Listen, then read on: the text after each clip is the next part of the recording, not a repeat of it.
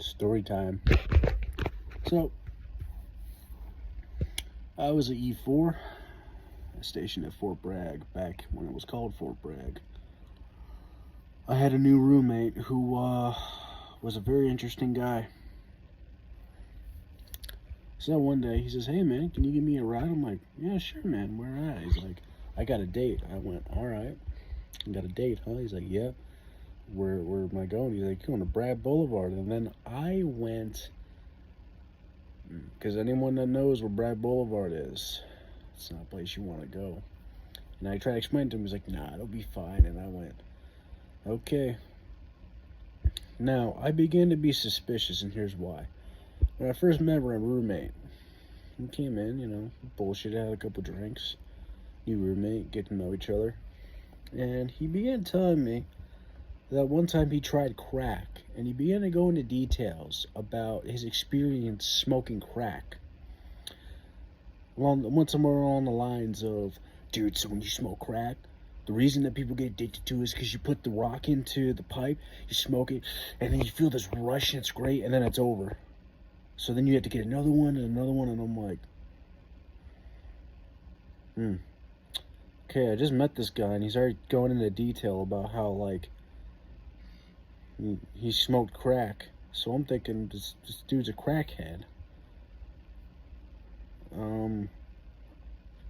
Okay, and he's like, "Oh, I only did it one time," and my first thought was, yeah, okay.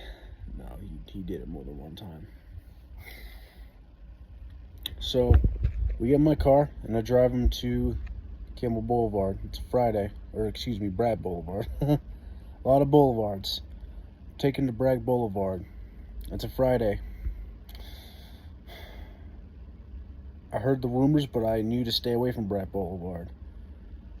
We got closer to it, the more from a decent neighborhood to the hood it looked like. We go down Bragg Boulevard. Not liking what I see. We go to this neighborhood. A lot of people with raggedy clothes walking around. A lot of what looks like abandoned houses. Then we pull up to this house, and this house looked like it was fucking abandoned. And I'm like, "This is the address?" He's like, "Yeah, dude, this is the address." I'm like, "Dude, I'm not gonna lie to you. This house looks like it's fucking abandoned." "No, but she's in there." I'm like, "Alright, dude, this looks like a fucking crack house." He's like, "Come on, man, it'll be fine." I went, "If something happens, you can call me. You know that, right?" He's like, "Yeah, dude, everything's gonna be fine." So, I drop him off. He's got his backpack with some clothes and, other stuff like a speaker and shit. Goes in there, and I leave.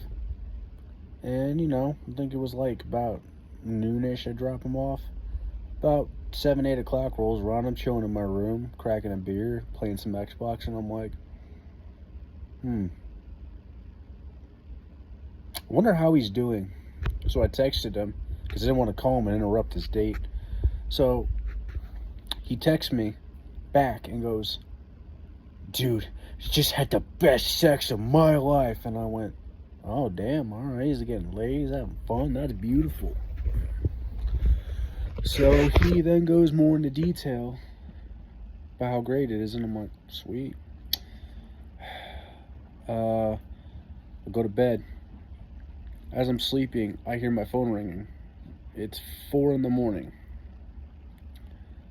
No, 5 in the morning. Pick my phone up. "Hello?" Dude, you gotta get me out of here." I'm like, I knew this was coming. "What's up, man?" Dude, you gotta get me out of here." "Why? What's going on?"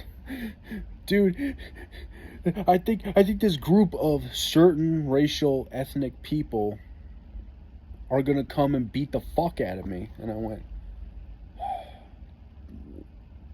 "Why do you think that?" She left, and she went across the street, and she's been there all night with these group of racially ethnic grouped people. We're gonna keep it that way. And I'm scared that they're gonna come out and beat me up. And I went, "How soon do you need me to come in?" Soon. I'm like, "Alright, I'll come at about 7 a.m. How about that? Go back to bed. Wake up at 6 a.m. Dude, you gotta get me out of here now. And I'm like, all right, dude, I'm on my way. So at this time, I had owned a firearm. I had a .357 Magnum revolver, and I had it in a storage unit off post. And my first thought was, let's see, should I get my gun? Because in the state of North Carolina, you don't need a permit to open carry, or even you can have a loaded gun visible in your vehicle and you're good. But the storage unit was the opposite way. Wasn't that far, but then I'm like, well, I don't like this guy. Yeah, fuck it, if something happens, I'll just drive away real fast. I wasn't actually going to do that, but that just crossed my mind. I guess to give myself some comfort, because I was a little nervous at this point, because I know what Bragg Boulevard is. Everybody fucking knew what it was, and I warned the dude. So I drive up. He kept texting me the whole drive. Are you here yet? Are you here yet? I'm like, dude, I'm almost there. I pull up, text, I'm here. Now this man could not run to save his life, and I'm not gonna speak because anyone that served with me knew that I was lazy with running. I was never the best runner. So anyone who tries to say I say I'm an Olympic runner, I'm not. I was never the best. But this dude would fall behind me. He was the slowest of our platoon. He had a problem. He was not a fast runner. Could have run to save his life. When I texted him, I'm here, I saw that man bolt out of that building like an Olympic athlete that happens to be a penguin, because that's how he fucking ran. He gets in my car, we drive away, and he starts hugging me while I'm driving, going, dude, I'm so happy to see you. I love you so much, man. I love you. And he's talking 1,000,000 miles an hour, and I'm looking at him, and he's pale white, and he's sweating. And I'm thinking, he's probably on crack. As I'm driving away, I'm fucking pissed. I woke up on a day I usually sleep in. He's high on crack in my car. I'm on Bragg Boulevard. And I'm just like, I didn't even get properly dressed. I threw some shorts and a fucking hoodie on. I'm driving. I don't even think I had shoes on. Might have had flip-flops on. I don't remember. So we're driving. And I'm like, all right, dude, what happened? She robbed me. I'm like, what do you mean she robbed you? So he pulls up his phone and he shows me 3 Venmo transactions for equating about $800-900. One transaction said ha, second said ha ha, third transaction said ha ha ha. And I said, how did she get your phone?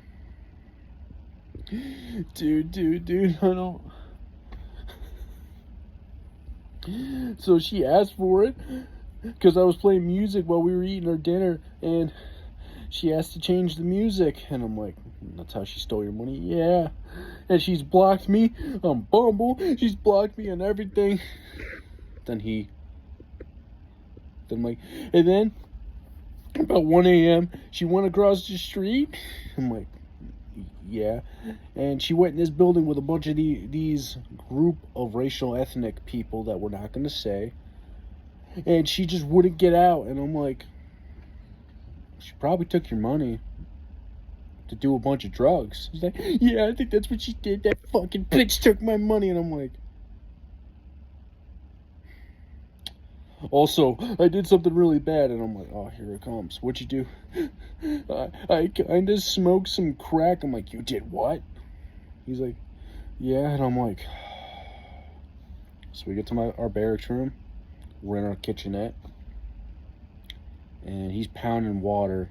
I'm like, hey, dude, listen. This is your one freebie. I want to let you know I am never doing that ever again.